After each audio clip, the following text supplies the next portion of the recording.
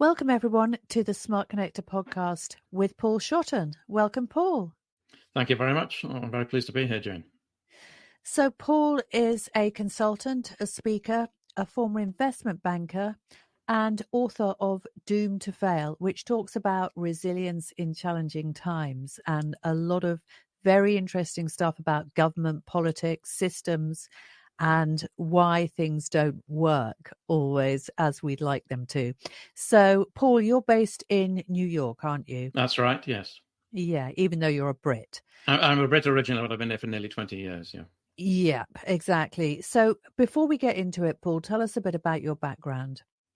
As I say, I was born in the United Kingdom. Ever since I was a small boy, I was always passionate to understand how things worked, how the world worked, and that initially was manifested in things like the natural world and what's called the seasons. And to this day, my passion outside of my work is gardening, and from that, it was a natural progression that I would want to study science. So I studied physics at university and intended on a career in academia. Originally, I did research at CERN, the Handy Physics Laboratory in Switzerland, in particle physics. But after I'd done research for a few years, I came to realize that really what I enjoyed was understanding how things worked. And I benefited from many years of at school and at university of short courses, concatenating several hundred years worth of scientific discovery into short courses and crammed with information that I could absorb. And when you get to the cutting edge of research, the pace of learning slows. So I wasn't so interested in that. And I made a switch to investment banking. I went to work for Goldman Sachs in London, and they were interested in me because they wanted, this was the early days of financial engineering and derivatives. They wanted a quant who could value these complex products. A quantitative trader. Yeah. And quant can also refer to quantum physics, right? Because that's something that you're very passionate about, isn't it? Yeah, quantum physics was the basis of the research of particle physics, the research, one of the two great theories of the 20th century alongside relativity theory. So certainly quantum physics is very important. Of course, nowadays there are great interests in using quantum computers, which is an interesting and new development that can be incredibly powerful. Yeah, so you certainly had an illustrious career because you went from Goldman Sachs to other investment banks, didn't you? Including one that collapsed, right?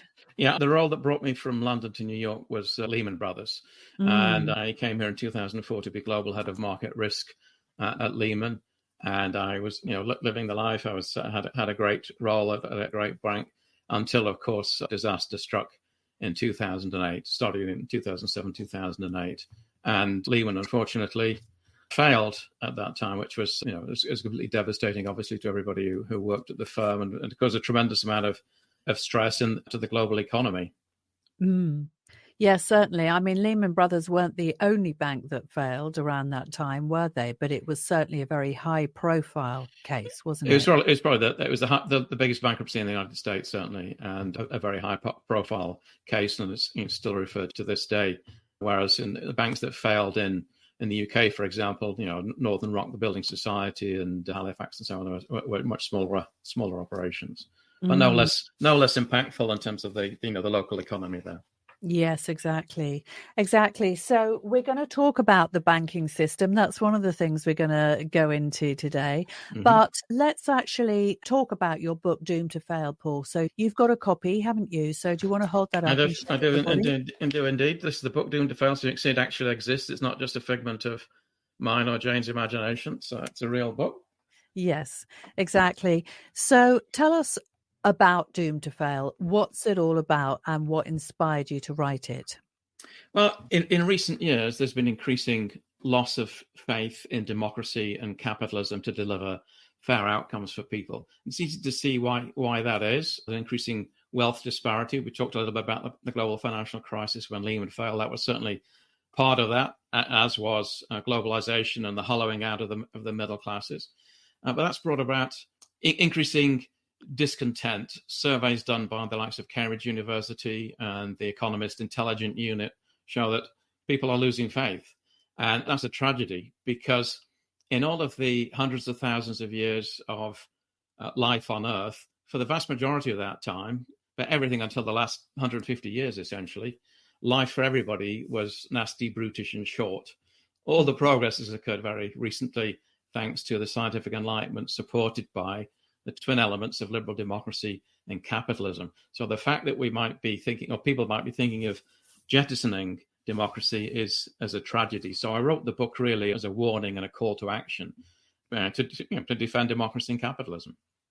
Yeah, a democracy and capitalism, the two pillars of the free world, right? Yes, indeed, indeed, that's right. Okay, yeah. So I've read your book, Paul, and it's certainly an absolutely fascinating read. Okay, so why government is incapable of living up to our hopes. So there's a lot of people at the moment that are very disappointed, not just in governments here in the UK, but really all over the world and certainly in the US. So what is the issue there? What's going on? Well, I think I root the explanation for what's going on back to my career in physics and the idea of complex adaptive systems. A lot of originally this concept goes back to the early 19th century, in fact, but a lot of work was done on these in the 1980s, 1990s, the time when I was active in research, and they have very broad applicability to in nature things like insect populations and to large collections of particles, for example. But it also applies to human society, though, because we have individual agency. We can choose what we do. We're influenced by various things. And that means that society is an example of a complex adaptive system. And it's the properties of these systems, I think, that give rise to my observation that democracy is the best form of political organization and capitalism is the best form of economic organization. If I talk about these properties, what they are, so the complexity comes from the fact that they are highly nonlinear. Generally, we're used to simple linear systems. If you make a small change in an input, if there's a small error in one of the input factors, it gives rise to only a small change in the output. But these systems don't behave like that. They're highly nonlinear. They tend to obey power laws. So the output is some input raised to quite a large power. So here we're operating in the realms of things like chaos theory and the idea of the butterfly flapping its wings in the Philippines, giving rise to the formation of a hurricane over the North Atlantic. Small changes give rise to massive changes in the output.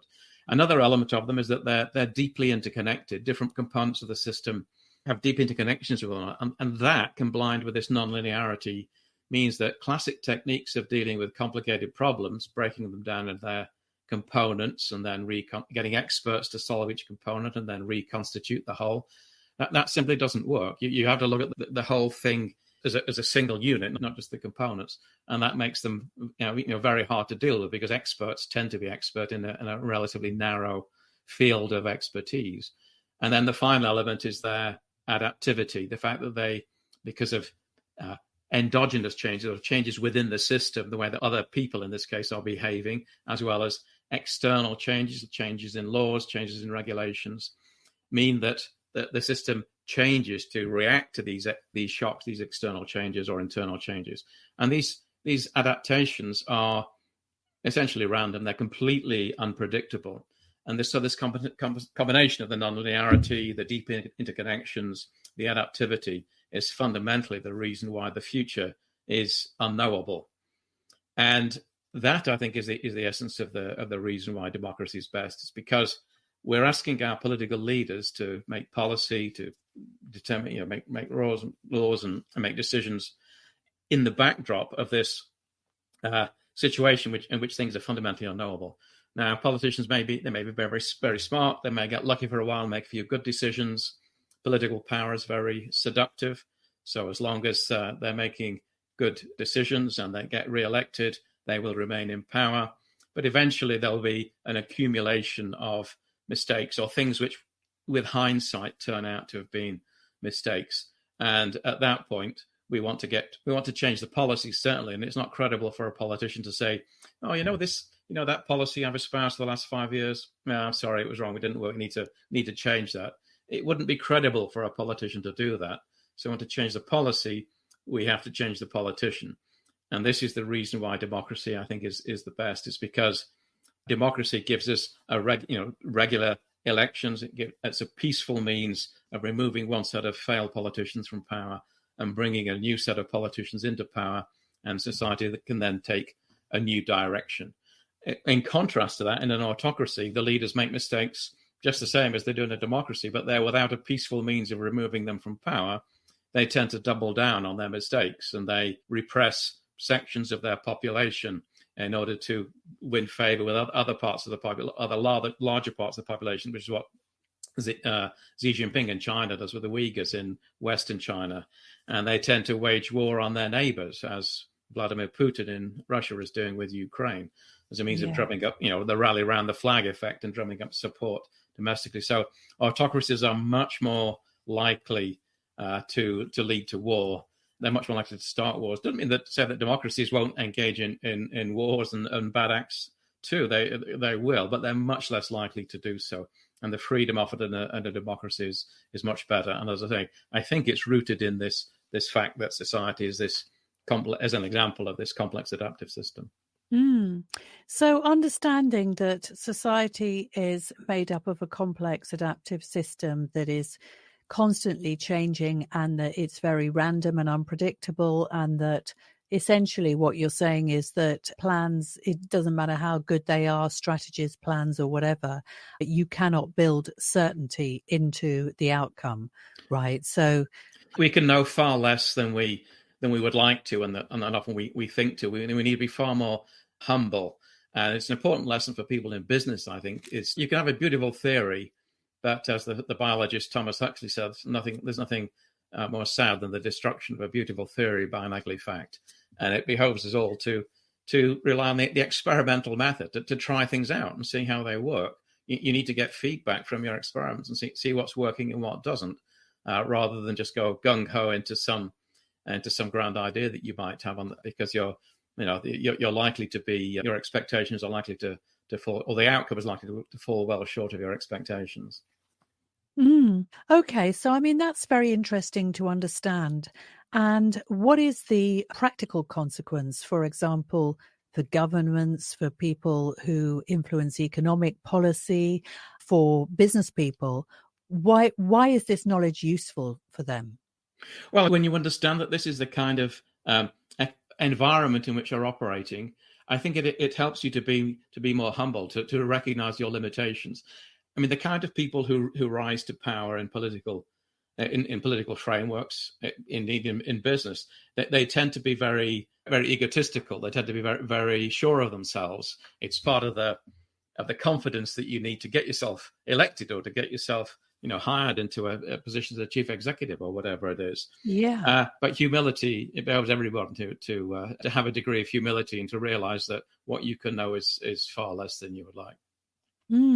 So do you have a system for dealing with this complex adaptive system existence, let's just say? Do you put a system on top of that in terms of actually how to respond to that lack of predictability and change? Yeah. I think the best approach is the scientific method. The scientific method has been responsible for all of the progress, essentially, the increase in lifespans, the increased health, and so on, that people enjoyed, which, as I say, has all occurred in the last 150 years, since about 1870, the time of the latter part of the Industrial Revolution. And it's a date which the economic historian Brad DeLong refers to as the hinge of history. Because if you plot a chart of gross domestic product per head on a chart over time, for the most part, it's a flat line along the bottom. And then suddenly around 1870, time of the Industrial Revolution, it shoots up. It looks like this hinge. And it's, as I say, it's the scientific enlightenment, adopting scientific approaches, trial and error. Science is essentially a negative belief system, in the sense that it would take an infinite number of data points. Every point in space and time you would have to measure in order to prove a theory is correct, whereas it only takes one data point to prove that a theory is incorrect, or at least needs to be modified. And so I think this is the essence of the scientific method. Try things out, see what works, be prepared to experiment. The things that do work, put more investment, follow those and let the others fall away. That, I think, is the essence of progress in science and indeed in business. Yeah. Okay. Well, thank you for that.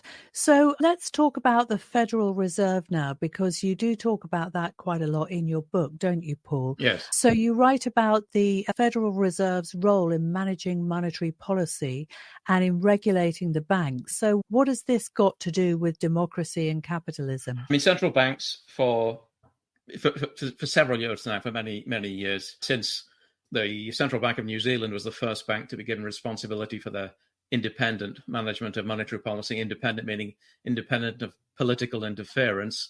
And over time, most of the world's major central banks, certainly the Bank of England and the Federal Reserve and the ECB and the European Union, they have independent control of monetary policy.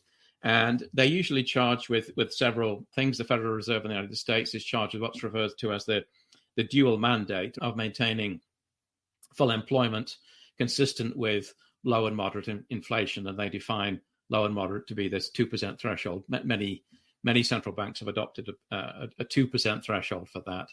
And so, however, the central banks they only have one lever, one tool to manage monetary policy. Well, the monetary policy is their tool that they have to manage inflation, and they're also asked to manage unemployment, and then bank regulation at the same time. When you've only got one tool and you've got these multiple targets, these multiple things that you're trying to manage, that can often lead to problems. Yeah. So what kind of problems could they lead to? Well, I think that it's difficult to operate monetary policy independent of fiscal policy, which is what happens in most countries. The government's responsible for fiscal policy, how much money flows through the economy and so on, and the central bank is managing monetary policy. It would be more harmonious to have the two run together, right? In most cases, I think. One of the problems that the Fed the Fed experienced was that it's something which became known when the time Alan Greenspan became Fed chairman back in August of 1987. He followed Paul Volcker. Volcker was lauded for taming the great inflation of the 1970s and the 1980s by jacking up monetary policy, interest rates to very high levels in order to kill inflation. But I think, in fact, Volcker he certainly helped to tame inflation, but there were other things going on at the same time. You had Ronald Reagan in the United States and Margaret Thatcher in the United Kingdom, weakening the power of trades unions. The power of labor to negotiate fair compensation was also weakened by globalization, the bringing of China and other countries in Southeast Asia. New people joining the workforce could offer labor at much lower rates. More women were joining the workforce. So collectively, these things weakened the bargaining power of labor. So the great moderation in inflation, I think, was at least as much to do with these elements as it was to do with the central banks. And the great moderation, I think the central banks largely had an easy ride over a period of 40 years of declining inflation, declining interest rates, until inflation got let out of the bag as a result of the fiscal stimulus to the coronavirus pandemic and the effects of the pandemic on screwing up supply chains and so on. Yeah, of course. So do you think that fundamental change is needed within the banking industry, or do you think that change is happening all the time and that it's a good change? What's your view now in terms of what's happening? Well, I think that the Federal Reserve inadvertently led to a lot of the problems that manifested themselves in the global financial crisis. And I mentioned Alan Greenspan. He came to run the Fed, to be chairman of the Fed in August 1987. A few months after he was appointed in October 1987, there was the stock market crash. The U.S. stock market fell by 20%. It was a huge move at the time, and Greenspan did quite the right thing of reducing interest rates, flooding the market with liquidity to help stabilize the banking system and so on. So that was the right policy at the time. But this same kind of policy, whenever there's stress in the financial markets, subsequently in 1992, there was trouble with the sterling's ejection from the European exchange rate mechanism, 1994 bond market collapse, 1987 Asian financial crisis, 1998 Russia default, and the long-term capital management failure, and in 2000 the dot-com bust and so on. Over a period of time, the Fed's policy response of always slashing interest rates to flood the market with liquidity stabilized the banking system, but they were seen to be asymmetric in their behavior. Greenspan would talk about irrational exuberance when the markets were rallying very strongly, but didn't really raise interest rates to reduce that. So he had a kind of what the market came to believe. They had a one-sided monetary policy, when the Fed would always have your back. Whenever there's weakness in the stock market, the Fed would always have your back and the market's back. And this became known as the Greenspan put. And later on, when Bernanke replaced Greenspan, the Bernanke put, and then when Janet Yellen came in, the Yellen put. And this asymmetric response, I think, gave rise to too much complacency in markets and for people to take too much risk. There was an economist, Hyman Minsky, in the 1970s who developed this theory, Minsky's instability hypothesis, that stability, financial market stability, begets instability because stability encourages people to take more and more risk. And I think that this is what happened during the 1990s, the early part of the 2000s. There were other policy mistakes made by the US government of perfectly laudable reasons, encouraging people to own homes, something called the Communities Reinvestment Act. And it encouraged, people became conditioned to the idea house prices are a good investment, house prices only ever go up. You see that in the United Kingdom too. So all of these fragilities, these problems were building up in the market, and the Fed didn't really address those, didn't lean into those. And again, duly when markets started to get in trouble from 2007, 2008, again, the Fed flooded the markets with liquidity. When interest rates hit the zero bound, they had quantitative easing, further, throwing further, more and more money into the economy. But they were very slow, again, to withdraw money after the crisis, that they never really were able to normalize interest rates until, lo and behold, the coronavirus pandemic came along. And this flooding the markets with liquidity blew up a large asset price bubble, asset prices in the form of real estate and equities and so on, and very tight credit spreads, low interest rates. So assets generally increased in value. And that was great for people who already owned assets, people who were already wealthy, but not so good for young people who were wanting to acquire assets in order to fund a pension later in life, or wanted to buy a home and start a family and so on. So I think that the Fed's actions leading up to the crisis and in the immediate aftermath of it increased this feeling of wealth disparity and the fact that the fact that the economy was being rigged in favor of the protected class. Wall Street got bailed out, Main Street took the hit. Yeah, I like the way you put that. Wall Street got bailed out, Main Street took the hit. Yes, because that is the way that the world is going really today, isn't it? There is the middle class is becoming the underclass.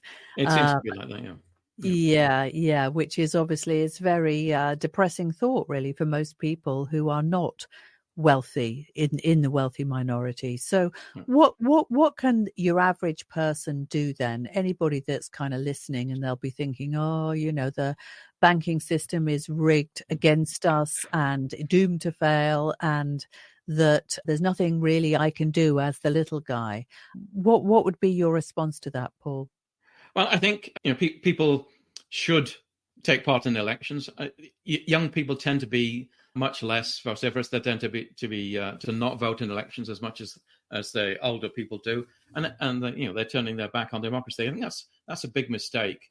It's obviously a mistake of our political leaders as well, and people in business, that the wealthy, they ought to realize for their own sake that the wealth that they enjoy, the good outcomes that they have, is thanks to democracy. They should realize that whilst they benefited from things like globalization and they benefited from the low interest rates after the global financial crisis, they should be prepared to share some of that largesse with other people, because if they don't, then they do risk what I refer to in my book as throwing out the babies of democracy and capitalism together with the dirty bathwater of wealth inequality. I think that was the big problem. So, globalization was hugely beneficial. It was part of, reducing inflation and reducing interest rates. The fact that countries, United States and Western Europe, could import all of these very cheap goods built with cheap labor in China, that was hugely beneficial in reducing inflation. So everybody benefited from that. But of course, that's an easy argument to make if you're not at risk of losing your job yourself. Whereas the middle class person who was working in manufacturing in the United States or Western Europe, but who did lose their jobs because their job got exported to China, that's much tougher for them to accept. So it would have been much better, I think, had the wealthy through tax, wealth transfer through the tax system, higher taxation, to share some of that largesse on the people who were being displaced and dispossessed, and help to help them to find a new place. Back in the United Kingdom, I think the Brexit vote is an example of that. I mean, ostensibly, Brexit was about the desire of the United Kingdom to take back control from Brussels. But in reality, I think it was much more to do with the post-industrial cities like Stoke-on-Trent and like Sunderland wanting to take back control from an overconcentration of power and wealth in London and the southeast. Now, Brexit obviously was very divisive in the UK. I'm not sure that those wounds have been healed yet, but increasingly there seems to be evidence that the economy is weaker as a result of the UK having left the European Union than it would otherwise have been. So I think the point is that if the protected class, if the wealthy, if the political elite, if they don't take more care of the interests of the middle class and the working class people, then this increasing political polarization, increased risk of extreme events that does increase. It would behove them to be very careful about that, I think. Yeah, well, that's very, very interesting, Paul, and very good advice for anybody who is in a position of power and influence, and an important lesson to take on. So one more question before we go, which is really about artificial intelligence, because that's such a hot topic right now. So do the ideas that you talk about in Doom to Fail have any relevance to the use of AI in business, for example? Yes, I think they do. I mean, artificial intelligence, I mean, the underlying ideas, the algorithms and so on were developed in the 1950s, 1960s. They've been well established. But the things which have enabled AI to take off in the last few years have been two elements.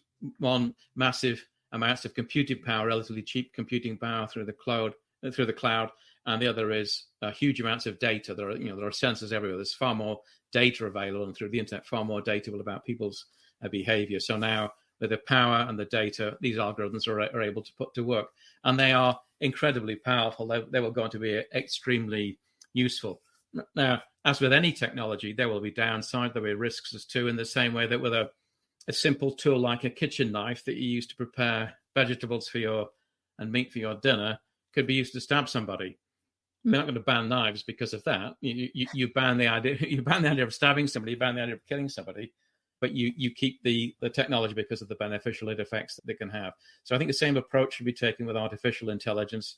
Yes, there'll be downsides. The problems of hallucinations and sample are well known, but it will go on to be a very powerful and very important tool. But there's one element in particular which I think is interesting. It goes back to the idea of adaptivity. So artificial intelligence models are essentially tools of pattern recognition. They're extremely powerful tools of pattern recognition using this data to see patterns. I mean, we humans are very good at pattern recognition ourselves. I suspect that goes back to the to the early days of humanity on the African savannah, when somebody could spot movement in the grass, might be a leopard or some other dangerous animal, they ran away and lived and got to pass on their genes to the next generation, whereas the person who couldn't spot the thing got eaten and taken out of the gene pool. So the pattern recognition is the essence of this. But whenever you're using this historical data that you have and applying pattern recognition models to it, implicitly you're assuming that the data you have, historical data you have, is a good representation. Now, because of the problems with, or the point of adaptation, it may well be the case that the data you have is not a good representation of the way that the future is going to be. And so artificial intelligence models have the same issue with that we humans would have in terms of looking at historical data. And I don't think there's a technique to address that. It's one of the reasons why I think there will always be a need for human ingenuity, even though there's no doubt that artificial intelligence models will become more and more powerful, that they're never going to be worse in the future than they are now. And there's tremendous progress being made over the last couple of years, and that's going to continue. But this issue of the data and how the adaptive process of markets, I think, is something that needs to be borne in mind whenever you're using these models, and particularly when you're basing conclusions and policy decision taking actions on the basis of them. Amazing. Well, Paul, all I can say is it's been an absolutely fascinating discussion. Thank you so much for joining us tonight. Thank you very much for inviting really me. Interesting. And your book, I've read Doomed to Fail myself. It is a really, really interesting read for anybody who's interested in politics, economics, complex adaptive systems, quantum physics, or, the investment banking world, anybody that is really interested to lift the bonnet and actually find out what is happening in that world and why, I would definitely recommend Paul's book. Do you want to just hold it up again, Paul, before we go? It's available on Amazon, isn't it? It's available on Amazon. Yes, there's some very nice reviews there too. And that's the easiest way for you to get hold of it. Thank you very much indeed for inviting me onto the show, Jane. Yes, and if anybody wants to get in touch with you, Paul, what's the best way for them to do that? Well, they can contact me through email, paulshotton@optonline.net, or they can give me a call. They can contact me through LinkedIn. If you want to connect with me, I'll very happily accept your invitation. Okay, amazing. Well, thank you again, Paul. It's been an absolute pleasure, and see you again soon. The pleasure being all mine, Jane. Thank you.